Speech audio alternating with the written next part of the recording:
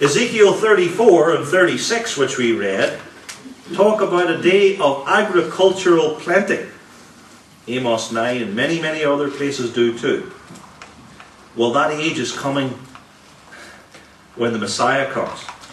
Only He blesses us with all spiritual blessings in heavenly places in Himself. But the prophets use that imagery. Micah 4 verse 4 says there's going to be a wonderful day in which every man is going to sit down under his vine in the shade and under his fig tree, and he'll be able to eat the fruits that he's laboured on the whole year. Nobody's going to give him any grief. Nobody's going to invade the land. Peace and prosperity.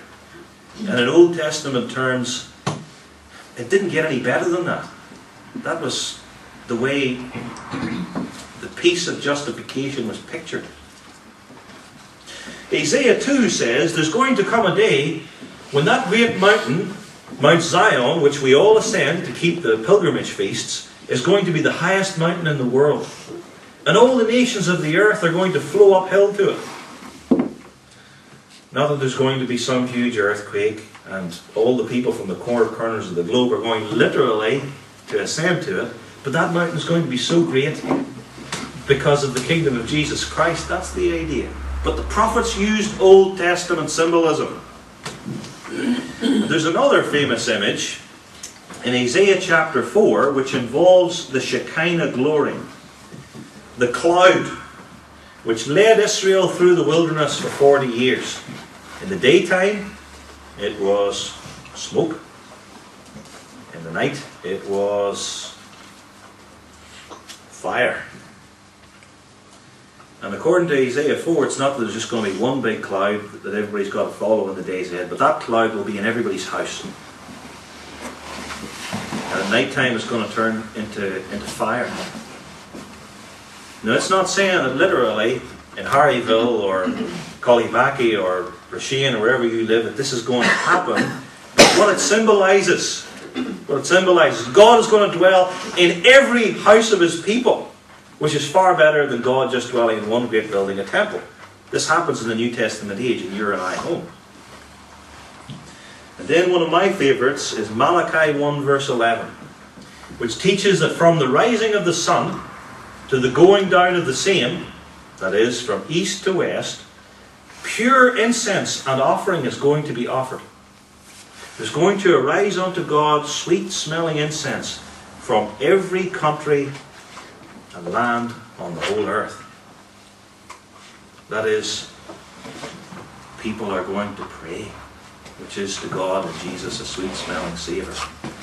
That is not that there's going to be temples, physical temples, all over the world. And this also overthrows the idea that there will be one great temple built upon the earth in later days, because according to the letter of the law, incense could only be offered from the altar of incense at the temple. But Malachi says in chapter 1 verse 11 it's going to be offered up all over the world, hence the end of any earthly temple.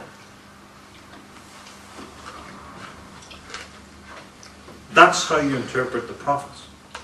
That's how the prophets were meant to be interpreted.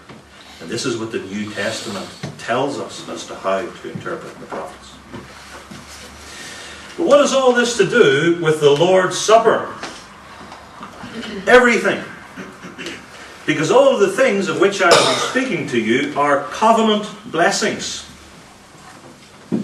More precisely, they are new covenant blessings.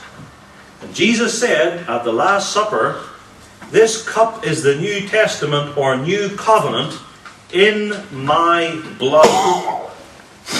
In other words, the promised New Covenant in Jeremiah 31, which is a central, pivotal passage amidst all the many things the prophets predicted. This New Covenant, which summarizes and includes all the other blessings, because all the blessings are New Covenant blessings. This comes through my death and the shedding of my blood upon the cross and my resurrection. And this comes to all believers, Jews and Gentiles. to all believers equally, so that there is no favoritism, because we are all one, rich and poor, Jew and Gentile, in Jesus Christ. Let me show you what the Apostle Peter says about the predictions of the Old Testament prophets. And the classic passage here is 1 Peter 1, verses 10 through 12. I'm going to go through this. It's a passage we looked at more in depth in our Bible study a couple of years ago on a Wednesday night. 1 Peter 1, verse 10. Of which salvation the prophets have inquired. The prophets here are the Old Testament prophets. Of which salvation, that is, the salvation of your souls, mentioned in the previous verse. The prophets then inquired and searched their own prophecies about salvation of souls. That is, spiritual salvation, not about grapes, not about owning and possessing your house all your days and having a large plot of land in Palestine. The prophets prophesied of the grace that should come unto you Gentiles as well as Jews, you Gentiles as well as Jews, in the northern part of Turkey. 1 Peter 1, verse 1. The prophets prophesied of spiritual salvation of the souls for you Gentiles. Then it says that the prophets searched their own prophecies, searching what or what manner of time the Spirit of Christ which was in them did signify. That is, the prophets understood and searched their own prophecies which came in the form of signs. They signified it. They presented the coming spiritual salvation of Jews and Gentiles in Jesus Christ in the form of signs, pointers. You don't take a sign literally. A sign is a pointer, a sign that says Cookstown 6 miles. Cookstown 6 doesn't mean this is Cookstown here in this sign, but it's a pointer. You go that way, and you go that way 6 miles to get to Cookstown. But the sign isn't the reality. It only points to it.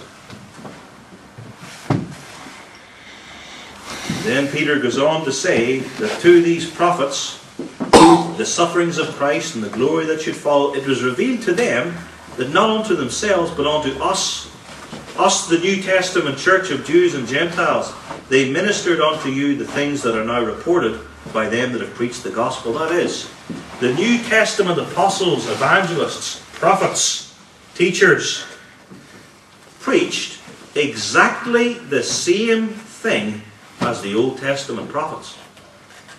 They just did it in different terms. The Old Testament prophets presented it in terms of signs, but the New Testament preachers present it as the reality of salvation in Jesus Christ for the elect bride of every nation on the earth, and not just Jews. That's the key thing. We need to understand that, to be orientated rightly towards the prophets, that we don't fall into the deadly snare of literalism. Then you end up with the brethren. Then you end up with dispensationalism and premillennialism and imitating and aping the Jews and wanting a Jewish kingdom of 1,000 years on earth. You need to be clear on that. That's very important. Let's consider then our passage, the last 8 verses of Ezekiel 37, under the theme, the restoration of the Davidic kingdom, because that's the main focus of this prophecy. The restoration of the Davidic kingdom. First, we'll consider the coming kingdom, and second, the fulfilled covenant.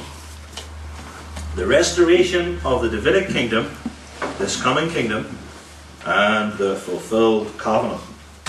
The main note then, as I said, in Ezekiel 37, 21 through 28, is this coming king and kingdom. A king is coming, and the king will bring a kingdom with him. This is central in the text.